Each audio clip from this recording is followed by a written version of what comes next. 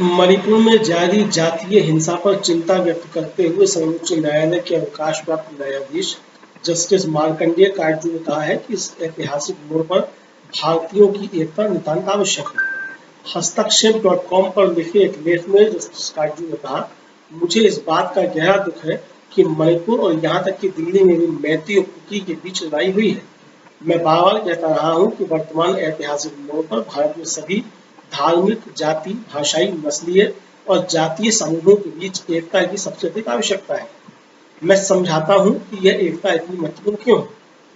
Justice Katju लिखते हैं कि हमारा राष्ट्रीय लक्ष्य भारत का तेजी से औद्योगिकरण और आधुनिकीकरण होना चाहिए, तभी हम गरीबी, बेरोजगारी, बाल कुपोषण, उचित स्वास्थ्य देखभाल और अच्छी शिक्षा की कमी आदि के अभिशाप को समाप्त कर सकते हैं। इस उद्देश्य को प्राप्त करने के लिए 3 जरूरतें हैं। पहली, तकनीकी प्रतिभा का एक विशाल पूल, दूसरी विशाल प्राकृतिक संसाधन और तीसरी हमारे लोगों के बीच एकता। वो लिखते हैं कि हमारे पास पहले 2 हैं। हमारे पास हजारों प्रतिभाशाली वैज्ञानिक, इंजीनियर, तकनीशियन, प्रबंधक आदि हैं। हमारे आईटी इंजीनियर बड़े पैमाने पर कैलिफोर्निया में सिलिकॉन वैली में काम कर रहे हैं और अमेरिकी विश्वविद्यालयों में विज्ञान, इंजीनियरिंग, गणित आदि में कई भारतीय प्रोफेसर हैं। साथ ही भारत प्रचुर मात्रा में प्राकृतिक संसाधनों से भरपूर एक विशाल देश, लगभग एक महाद्वीप है। लेकिन तीसरी चीज, हमारे पास अपने लोगों के बीच एकता की कमी है और इसके बिना हम कभी भी अपने लक्ष्य को प्राप्त नहीं कर सकते हैं और गरीबी, बेरोजगारी, कुपोषण आदि के लिए अभिशप्त रहेंगे। वो लिखते हैं कि अतः जो लोग हमारे लोगों के बीच नफरत और फूट फैलाते हैं वे असली देशद्रोही हैं और सभी देशभक्तों को उनका विरोध करना चाहिए। जस्टिस काटजू लिखते हैं कि मैं मैतेई और कुकी से यह समझने की अपील करता हूँ कि वे भाई बहन हैं। आपस में लड़ने के बजाय एक दूसरे की मदद करनी चाहिए। फूट डालो और राज करो हमारे दुश्मनों की नीति है। महाभारत के शांति पर्व में भीष्म पितामह युधिष्ठिर से कहते हैं, भेदे गणः विनाश्यन्ति भिन्नास्तु सुजया परहे तस्मात् संघ्यातायेगेन प्रयत्नं गणः सदा। अर्थात लोगों के बीच आंतरिक विभाजन के कारण ही गणराज्यों को नष्ट किया गया है। यह तभी होता है जब लोगों के बीच आंतरिक विभाजन होते हैं। शत्रु उसे नष्ट कर सकता है, इसलिए एक गणराज्य को हमेशा अपने लोगों के बीच एकता और अच्छे संबंधों को प्राप्त करने का प्रयास करना चाहिए।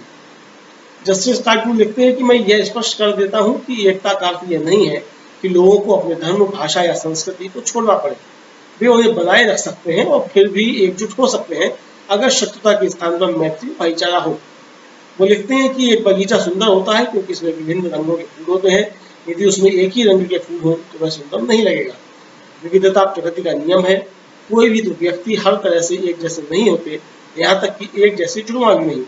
वास्तव में एक व्यक्ति के भीतर भी विविधता है। कभी वह एक तरह से सोचता है, व्यवहार करता है, तो कभी दूसरे तरीके से।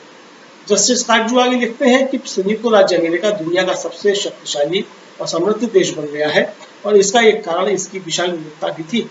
दुनिया भर के लोग यूरोपीय, एशियाई, अफ्रीकी और लैटिन अमेरिकी विभिन्न धर्मों, रीति रिवाजों, भाषाओं, जातीयता आदि के साथ यहाँ आए हैं और इसे अपना घर बना लिया है।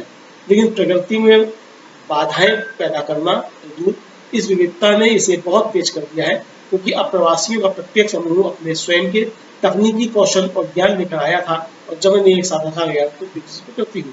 तो लिखते हैं कि इसी तरह भारत की जबरदस्त विविधता एक दायित्व होने के बजाय एक बड़ी संपत्ति हो सकती है, बशर्ते सभी के बीच शत्रुता के बजाय अच्छे और महत्वपूर्ण संबंध हो।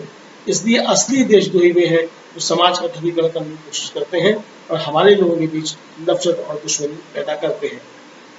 आशा है आपको ये पॉडकास्ट पसंद आया होगा। हमारे चैनल को सब्सक्राइब करें ताकि अगला जब वीडियो अपलोड हो तो इसकी सूचना आपको तत्काल पहुंच सके। धन्यवाद।